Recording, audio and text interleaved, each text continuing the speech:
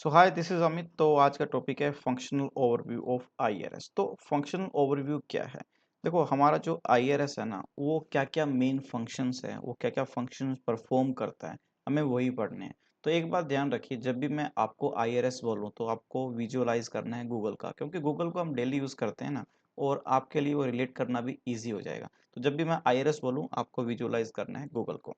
तो functional overview में ना हम आईआरएस के फंक्शंस देख रहे हैं। तो देखो, यहाँ पर 4 फंक्शंस हैं। आप बोल सकते हो कि ना हम अपने आईआरएस को 4 फंक्शंस पार्ट में डिवाइड कर सकते हैं, या आप बोल सकते हो कि हमारा जो आईआरएस है वो मेनली 4 फंक्शंस को परफॉर्म करता है।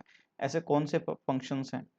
पहला है आइटम नॉर्मलाइजेशन, सेकंड है selective dissemination of information, third is a document data search और इंडेक्स डेटाबेस। इन दोनों को आप चाहो तो एक में भी पढ़ सकते हो, बट ये 4 फंक्शंस होते हैं मेन आईआरएस को, तो बहुत ही ईजी है और इनको हम सेपरेटली पढ़ते हैं।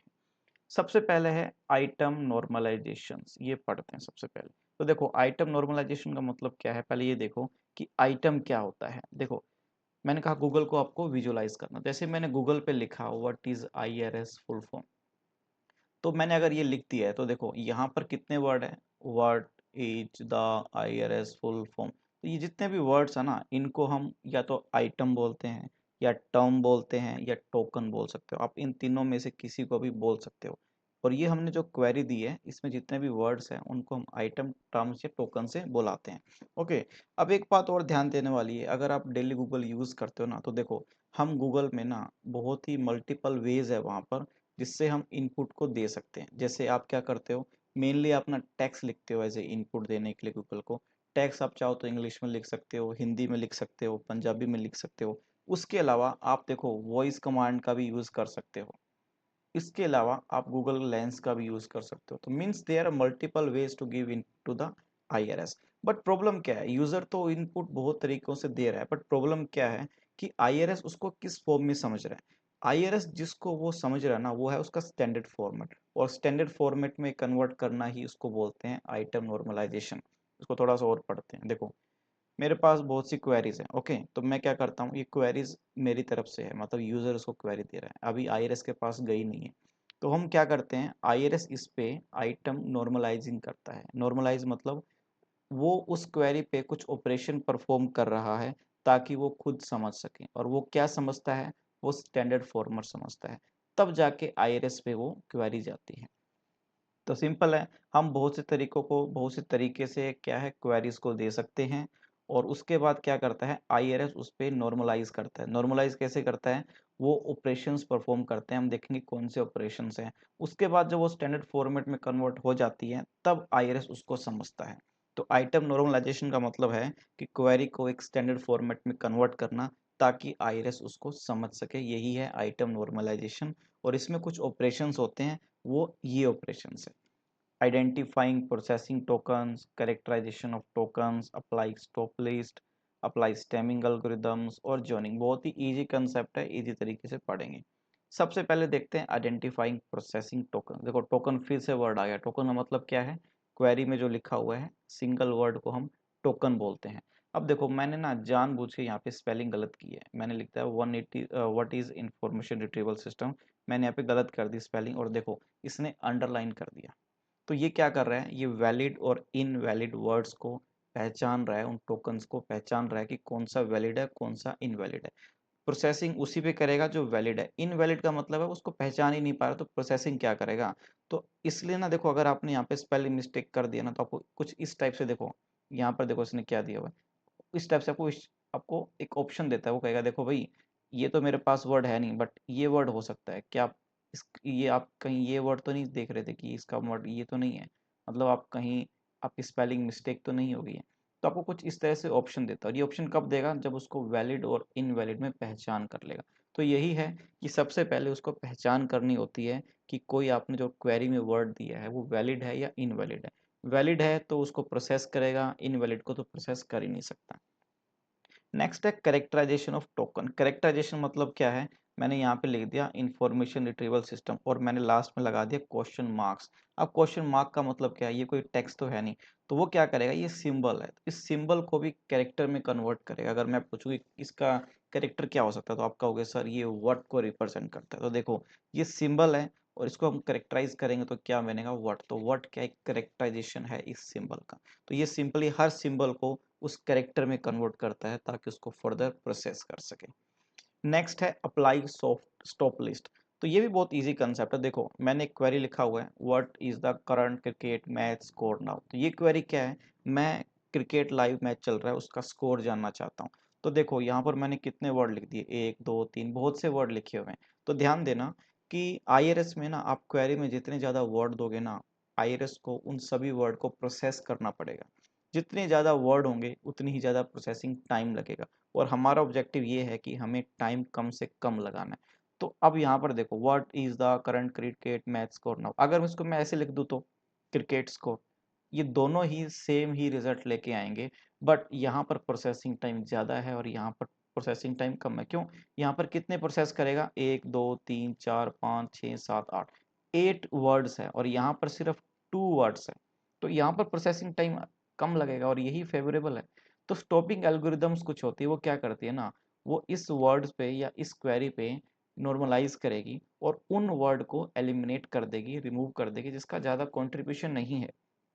देखो सिर्फ 2 ही वर्ड थे क्रिकेट स्कोर, बाकी जितने भी वर्ड थे ना वो सब एलिमिनेशन किए जा सकते हैं। वो क्या है, वो इतने अच्छे कंट्रीब्यूट नहीं कर रहे हैं हमारी क्वेरी में, बट अननेसेसरली हमारे प्रोसेसिंग टाइम को इंक्रीज कर रहे हैं, इसलिए हमने उनको हटा दिया। तो आईआरएस क्या करता है, नॉर्मलाइजेशन के वक्त उनको सबको रिमूव कर देता है। तो यही हमारा स्टॉप लिस्ट को अप्लाई करना। नेक्स्ट है स्टेमिंग वर्ड। तो आप इस एग्जांपल को देखिए, पहले इसको देखिए, कनेक्शन लिखा हुआ मैंने, कनेक्टिंग लिखा हुआ है, कनेक्टेड लिखा हुआ है, कनेक्ट्स लिखा हुआ है।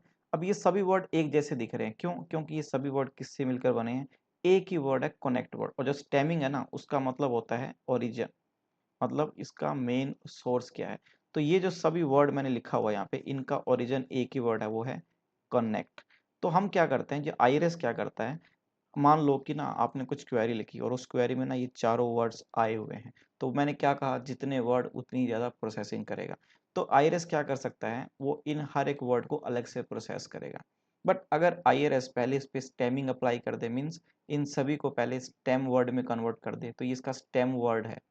ओके, तब क्या करना पड़ेगा उसको, अब उसको इन चार वर्ड्स को प्रोसेस नहीं करना पड़ेगा, बल्कि अब उनके जो सिंगल वर्ड है कनेक्ट, वो सिर्फ उसी पे ही प्रोसेस करेगा। मतलब क्या है, ये जो चारों वर्ड है ना ये बने तो कनेक्ट से ही है, या तो आप इन चारों को अलग अलग से प्रोसेस कर लो या फिर आप इनके एक स्टेमिंग वर्ड को ही प्रोसेस कर लो। तो हमारा देखो टाइम बच गया। दूसरा एग्जांपल ले सकते हो, जैसे लाइक, लाइक्स, लाइकिंग, ये भी इसका वर्ड क्या है, लाइक है। तो अगर ऐसा भी कुछ भी वर्ड आया तो वो पहले इसको स्टेमिंग वर्ड में कन्वर्ट करेगा और उसी को ही फर्दर को प्रोसेस करेगा। नेक्स्ट है जोनिंग। ये भी एक इम्पोर्टेंट और इजी कंसेप्ट है। जोनिंग में क्या होता है, मान लो कि आप कोई भी ना ई कॉमर्स या फ्लिपकार्ट वेबसाइट, ऐसी अमेजन बहुत सी ऐसी वेबसाइट है जो ई कॉमर्स है, आप उसको विजिट करना चाहते हो। ओके, तो देखो आपने लिखा फ्लिपकार्ट, तो गूगल क्या करेगा, आपको फ्लिपकार्ट का होम पेज ही डिस्प्ले करेगा। ऐसा ही होता है, आप फ्लिपकार्ट यूज़ करते हो, फ्लिपकार्ट आप सर्च करते हो, पहला पेज क्लिक करोगे तो वो होम पेज होगा। ओके, आप नेक्स्ट टाइम सर्च करते हो फ्लिपकार्ट मोबाइल, अब क्या होगा, आपने ध्यान देना, अब क्या होगा कि वो फ्लिपकार्ट का होम पेज नहीं, वो डायरेक्टली आपको फ्लिपकार्ट के मोबाइल पेज पर लेके जाएगा। मैं सर्च करता हूँ फ्लिपकार्ट मोबाइल सैमसंग, अब क्या करेगा, वो मोबाइल सेक्शन पे भी सैमसंग पेज के सेक्शन पर लेके जाएगा। तो ये क्या है, हम जो लिख रहे हैं ना वो हमें वही ही लेकर जा रहा है। तो उसने ऐसा कैसे किया, उसने क्या किया, उसके पास जो पेज है ना, जैसे फ्लिपकार्ट का पेज है, उसने उसको जोन में ऑलरेडी डिवाइड किया हुआ है।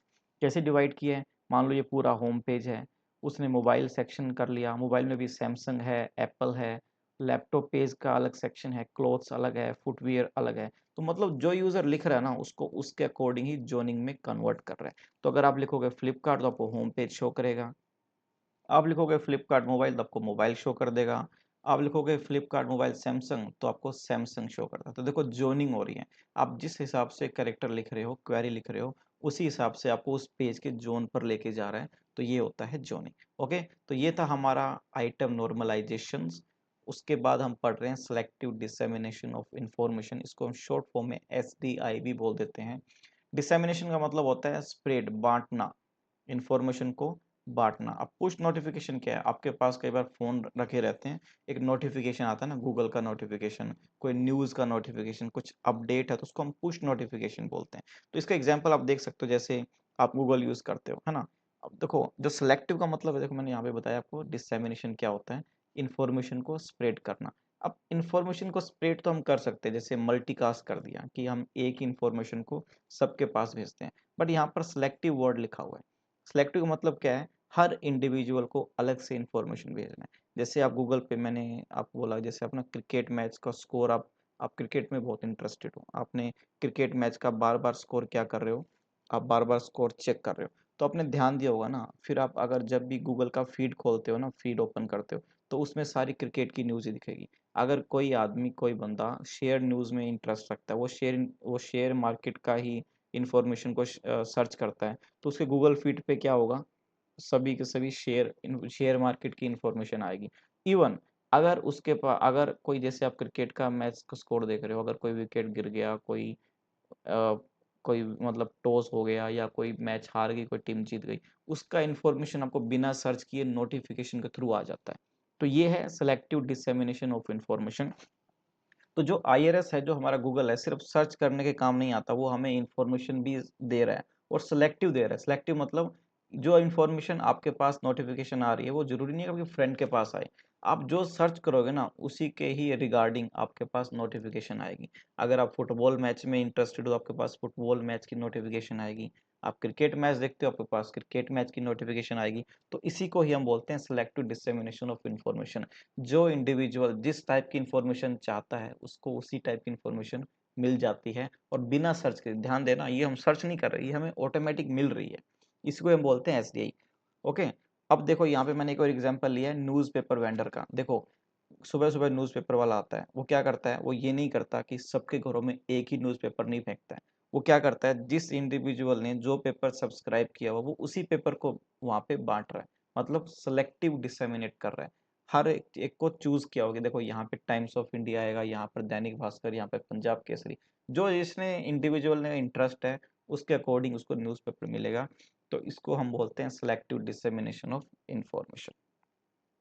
लास्ट है डॉक्यूमेंट सर्च एंड इंडेक्स। इसको मैंने तीसरे और चौथे पार्ट को एक ही पार्ट में हमने इसको मर्ज किया है, और ये एक ही पार्ट है। ओके, अब मैं आपको बोलता हूँ कि देखो भाई, आपके पास ये बुक है, ये इंफॉर्मेशन रिट्रीवल सिस्टम की बुक है, और मुझे आप सर्च करके बताओ फंक्शनल ओवरव्यू कहाँ पर है, आपको पेज बताना है। तो आप क्या करोगे, आप कहोगे सर को वन बाय वन हम पेज को सर्च कर रहे हैं। Okay, one page, second page नहीं मिला, थर्ड पेज नहीं मिला, हो सकता है पेज आपको जाके ना उसमें 500 पेज हो, और आपको 120 पेज पे कहीं जाकर आपको फंक्शनल ओवरव्यू मिला हो। तो यहाँ पर प्रॉब्लम क्या है, हमें नहीं पता कि वो पेज कहाँ पर है। और देखो जरूरी क्या है, हमारा जो इंफॉर्मेशन रिट्रीवल सिस्टम है ना, अगर उसको हम क्वेरी देते हैं ना, तो उसका सबसे पहला ऑब्जेक्टिव ये होना चाहिए कि वो कम टाइम में मेरे को इन्फॉर्मेशन दे। सर्चिंग बहुत फास्ट होनी चाहिए। तो अगर मैं वही आपसे पूछ रहा हूँ कि अगर मैं आपको एक बुक दे दूँ और मुझे बताओ कि फंक्शनल ओवरव्यू कहाँ लिखा हुआ है, तो आप क्या करोगे, आप वन बाय वन पेज को पलटोगे। आपको नहीं पता फंक्शनल ओवरव्यू कहाँ लिखा हुआ है, तो आप वन बाय वन पेज को पलटोगे, और आपने देखा कि सर ये तो 120 पेजेस पे है, आपको टाइम बहुत लग गया।